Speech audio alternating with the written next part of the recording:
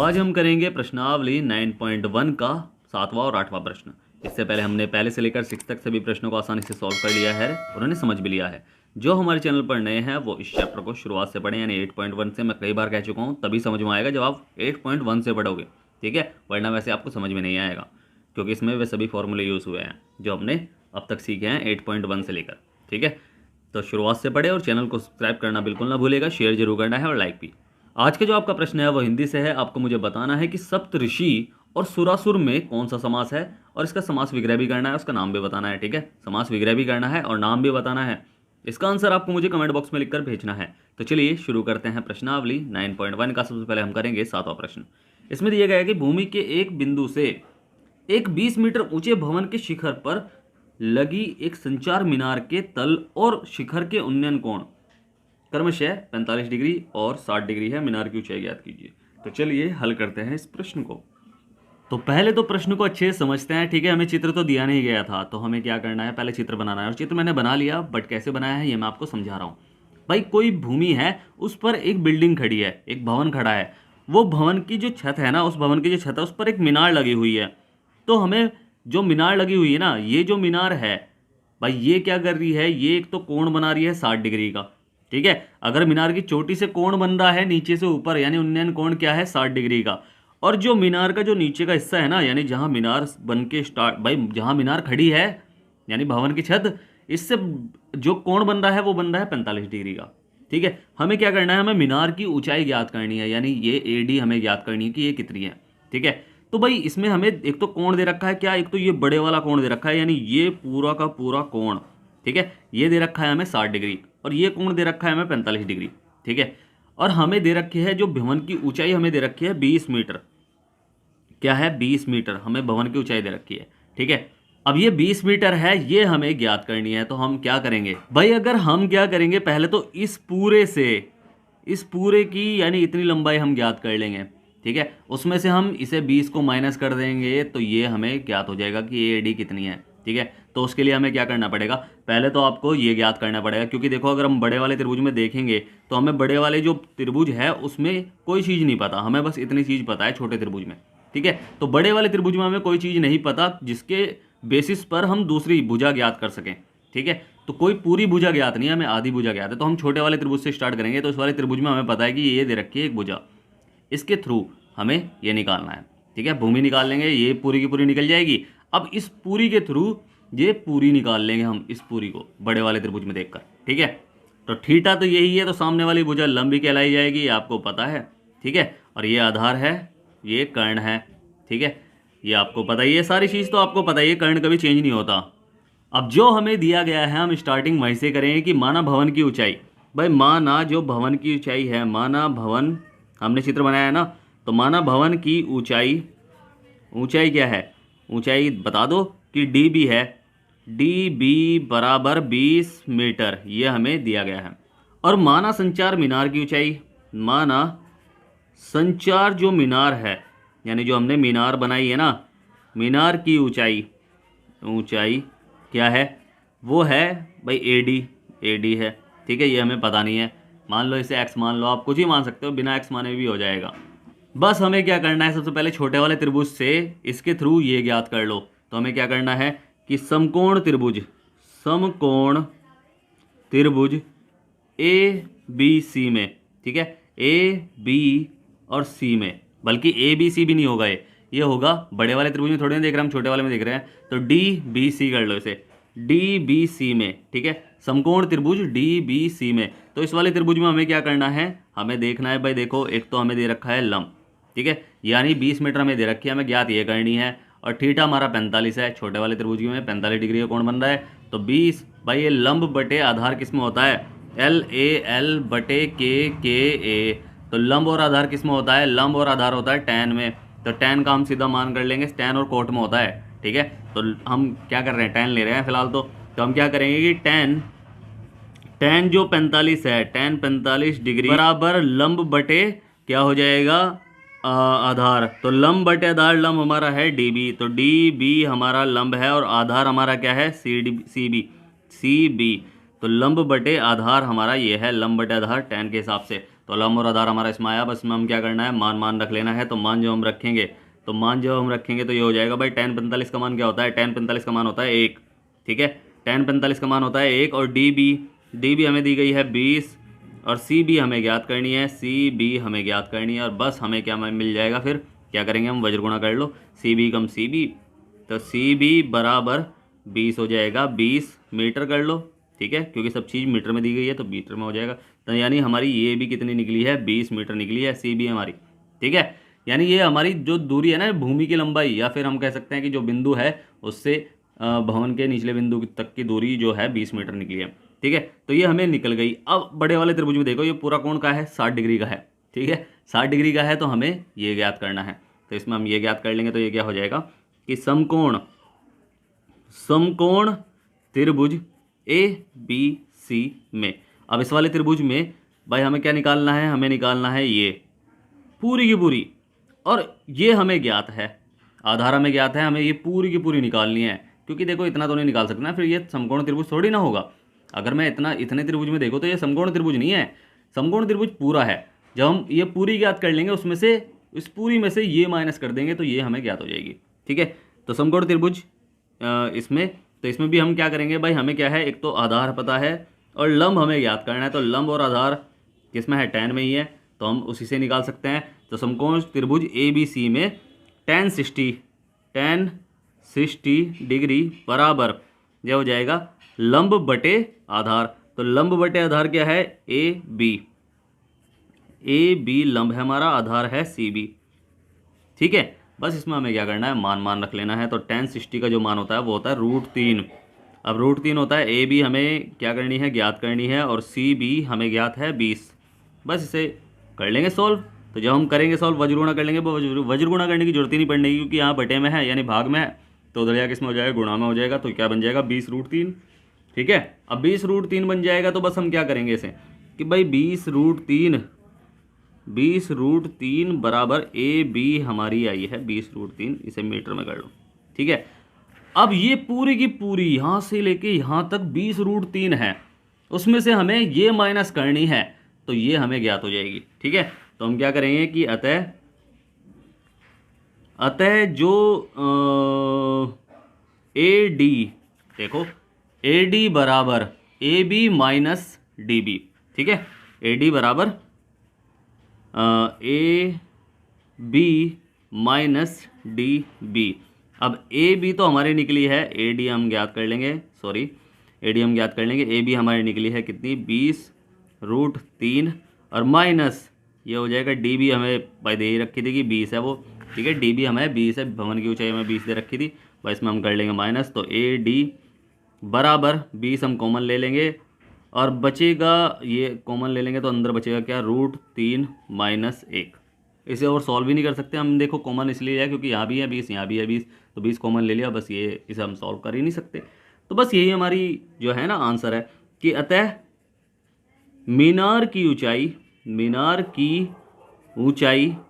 ऊंचाई क्या है, 20 (√3 - 1 मीटर है।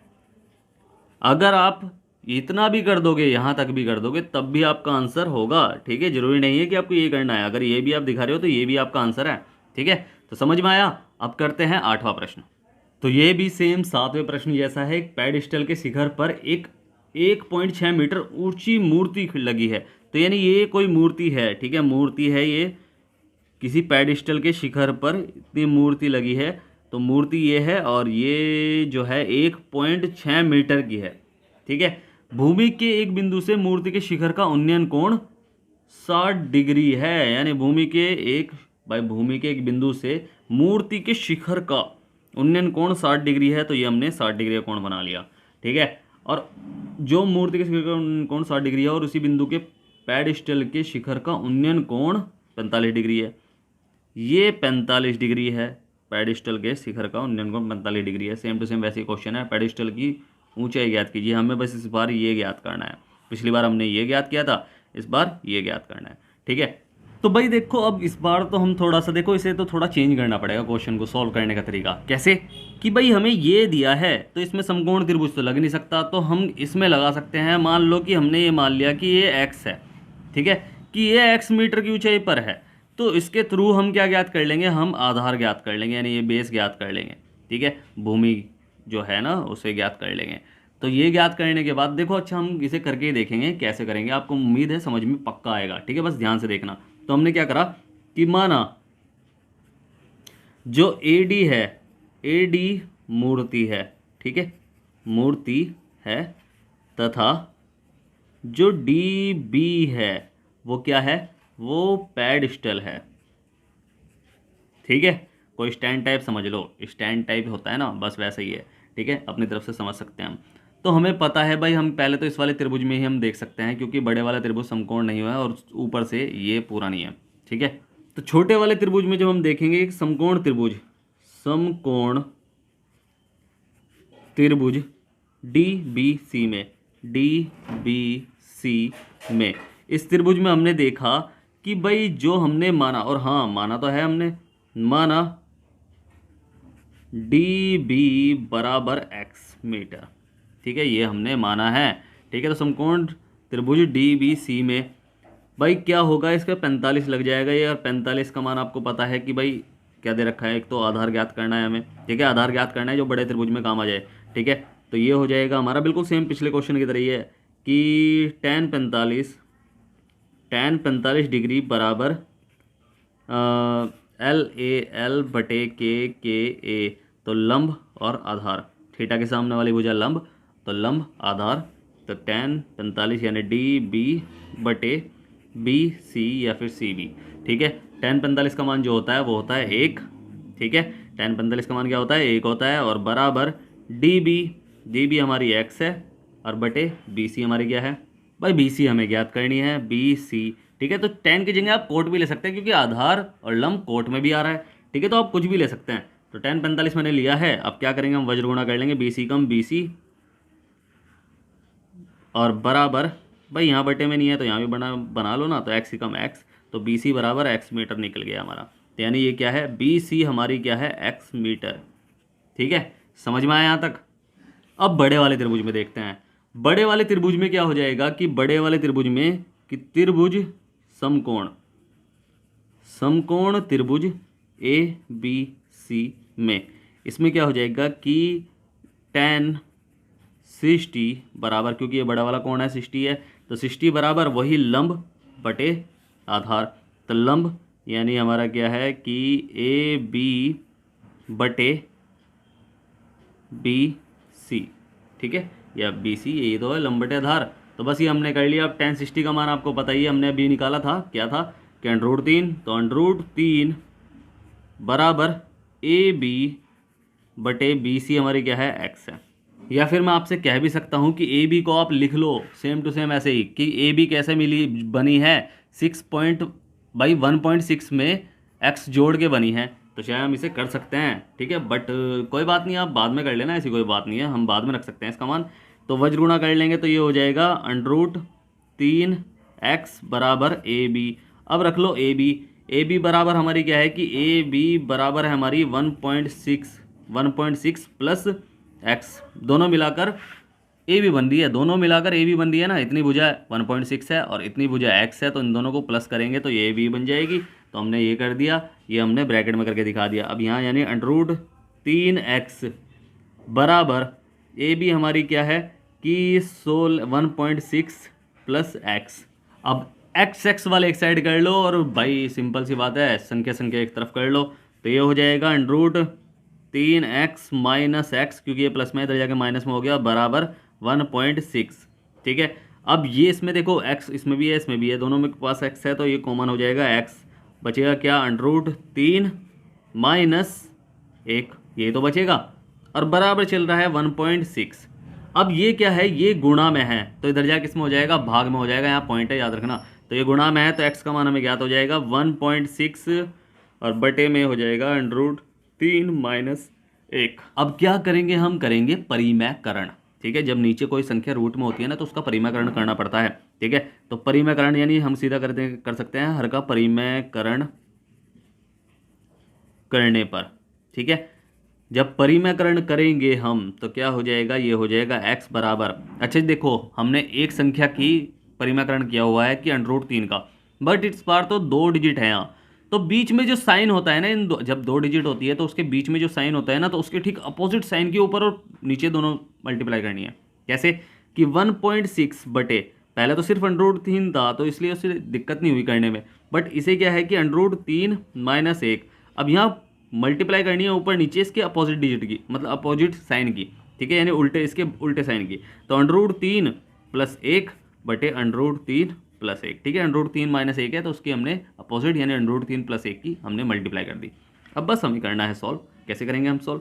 तो ये हो जाएगा x बराबर 1.6 और ब्रैकेट कर लो, चाहे गुणा में कर लो, ब्रैकेट ही कर लो इसे भाई। इसे हम सॉल्व नहीं है √3 और +1, ठीक है, और बटे में हो जाएगा ये देखो, जब a + b a - b, भाई a + b a - b किसका फॉर्मूला है? a² - b² बराबर होता है a + b और a - b। फॉर्मूले याद करने हैं, तो जब ये इस रूप में है हमें इस रूप में लिखना है, ये a है ये b है, तो a यानी a² यानी मैं 3 का स्क्वायर कर दूँ, √3 का स्क्वायर -1 का स्क्वायर। अब इसे सही तरीके से लिख लो कि 1.6 ब्रैकेट √3 + 1 और बटे में हो जाएगा भाई √3 के √3 में गुणा करके 3 ही आता है, और -1 की 1 में 1 हो जाएगा।